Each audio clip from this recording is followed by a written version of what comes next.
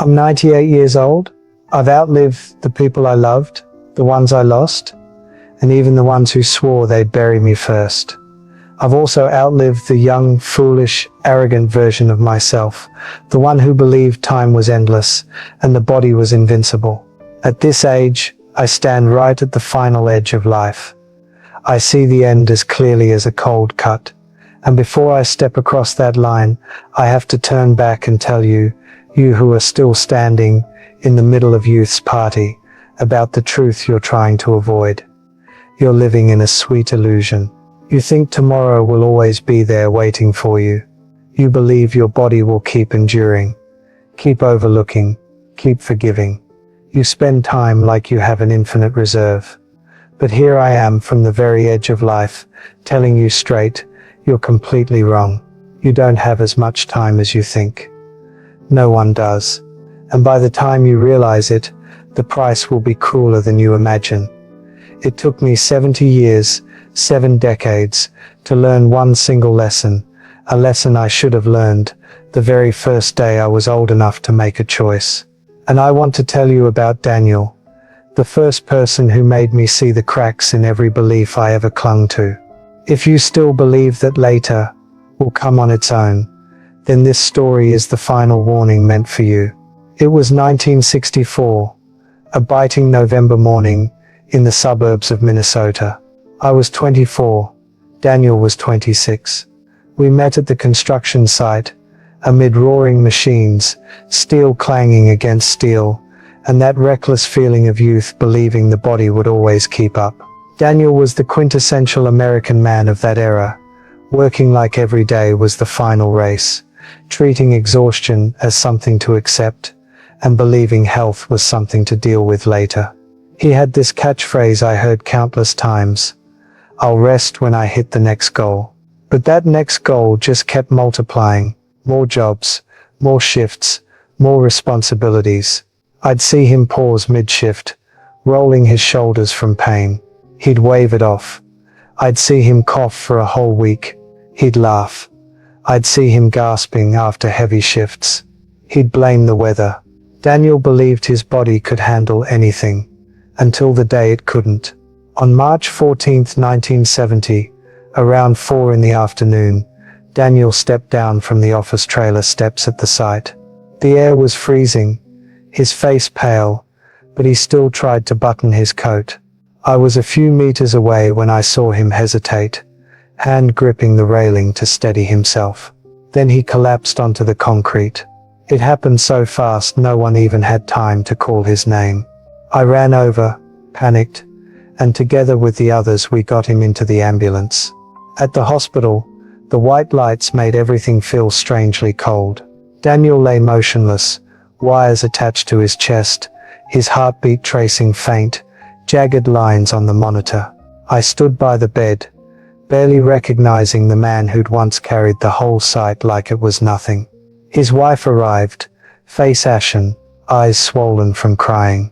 When the doctor came out and shook his head, she only said one thing, voice choked. He always thought he had more time. I've heard many heartbreaking words in my life, but none stabbed me like that one. Because it was exactly true about Daniel, and about all of us. Daniel always thought there'd be time to rest, time to get checked, time to make it up to his wife, time to take his son fishing, time to slow down. But that time never came. He'd always say, "I just need one more year." That year became his last. What haunts me most isn't that Daniel left at 42. What haunts me is how he walked past hundreds of signals his body sent, reminders, warnings, and ignored them all because he thought he was still strong, still young, still had time. He was wrong, and I, even watching from the outside, wasn't much better. Seeing Daniel on that hospital bed, I felt the heavy silence of a life cut short, a man who lived full throttle for the future, but never reached it. Daniel didn't die from lack of strength. He died from believing his strength was infinite. The body always warns before it collapses. It reminds you through fatigue, aches, shortness of breath, small irregularities you ignore because you're busy. But we let ambition shout louder than our bodies. Daniel thought it wouldn't happen to him. And that's the most dangerous part, because everyone thinks they're not Daniel until they become him. After Daniel's death, I thought I'd change.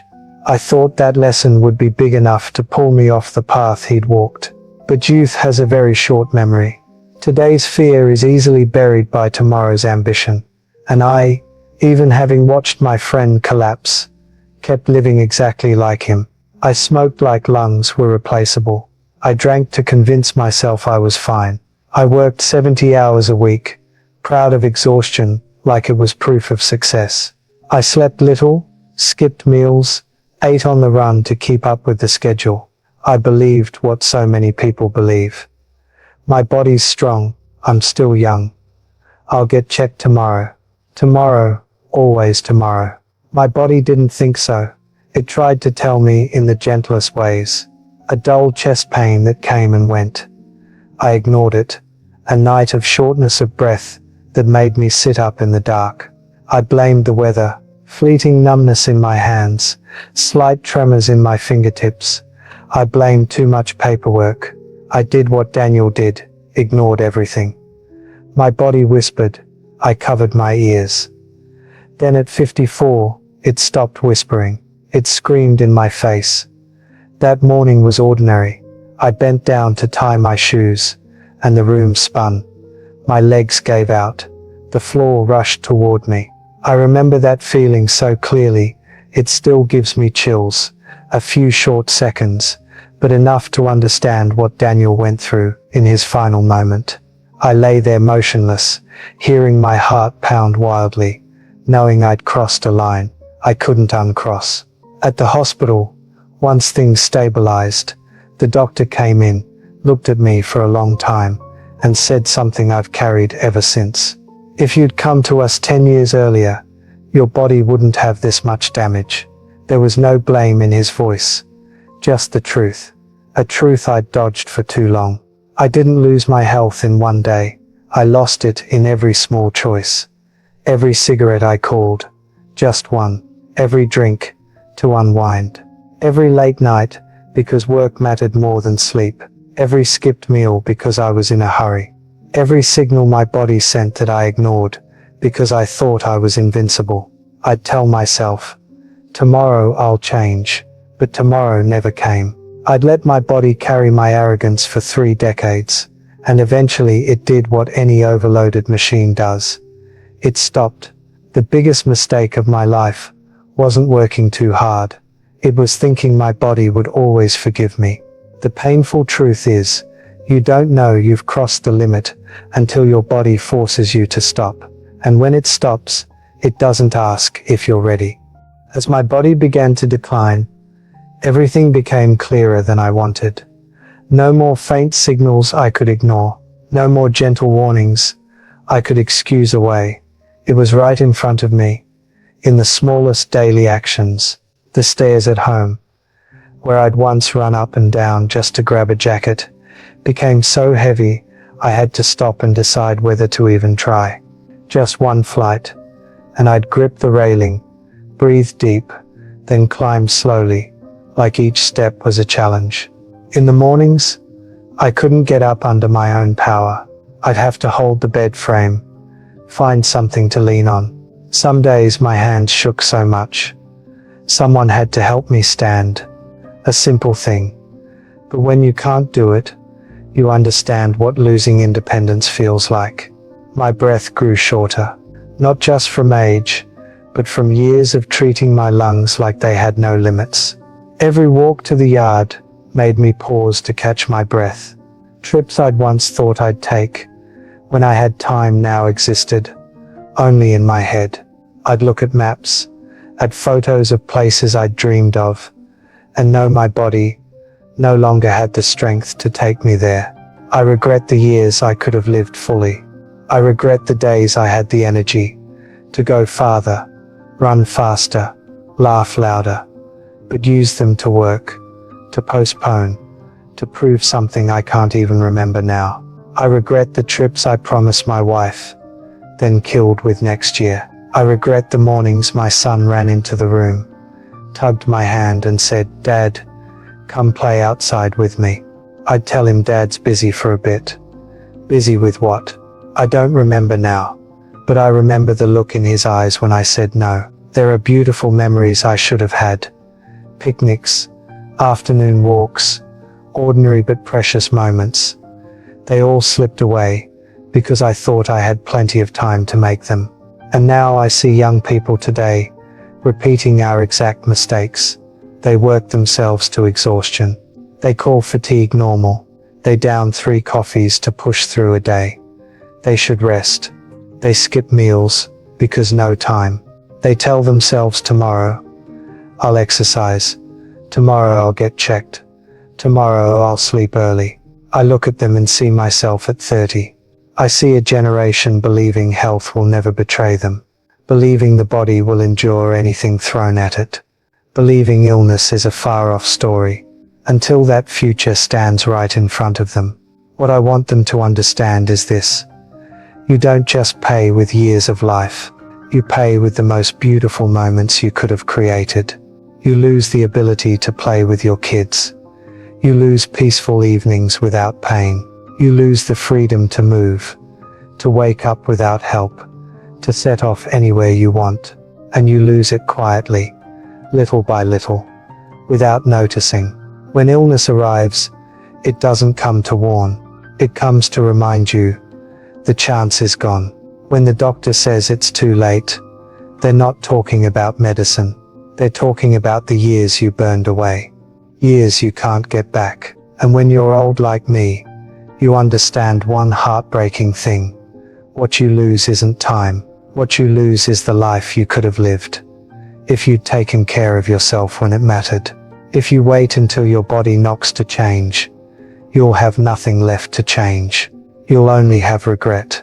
And regret, I tell you honestly, gnaws at the soul harder than any physical pain. If you've listened this far, I want you to really stop and look at your own life. I'm 98, and I'm saying this with all the truth. Old age forces me to accept you are not immortal. You're just young. Youth makes you think you have plenty of time. It makes you believe your body will always be on your side. It makes you arrogant enough to postpone everything important to some more convenient day. But here I am, from the end of the road, telling you that day doesn't come on its own. Your body won't keep enduring you forever, and time won't wait for you to grow up enough to understand this. It took me 70 years to learn one simple lesson. Health isn't something you tend to when you have spare time. It's the foundation for everything else. Without it, you have nothing. I beg you not to repeat my mistakes. Don't wait until your body collapses. Don't wait until the doctor says too late. Don't wait until your kids grow up and you no longer have the strength to run alongside them. Start right now. Not next year. Not next month. Not when things slow down. Right now, I'll tell you clearly what I wish I'd done. Simple things that are heartbreakingly basic, but powerful enough to change an entire life. 1. Schedule a full checkup this week. Get everything tested. Let the doctor see what you're trying to ignore. You don't know how lucky you are to catch things early. 2. Go to bed on time tonight. No promises. No one more episode. No finish this task tonight. Let your body rest. It's been carrying too much for too long. 3. Drop one habit that's destroying you. You know what it is. Cigarettes, alcohol, junk food, overworking, pushing yourself for others. Just drop one. Start with one step. 4. Move for 10 minutes every day. Get up, walk, stretch. 10 minutes can give you back 10 years you thought were gone. 5. Listen to your body. It doesn't lie to you. Tired is tired. Pain is pain. Off is off. Your body is talking about your future. Listen to it before it has to scream like it did with me. I'm 98. Every breath I take reminds me time spares no one. It doesn't soften for your pleas. It doesn't care how much you still have to do. It just keeps going. But you're different. You still have a chance. You still have time. If you start right now, Don't wait until you're sitting at my age, looking back and seeing a life full of empty spaces you could have filled with health, awareness and presence. When this video ends, don't just nod and go back to the same life. Stand up, change, save yourself. Because if you don't do it today, you won't know how many tomorrows you have left to wait for. If my words today reached you, please hit subscribe so you don't miss the lessons I still want to share.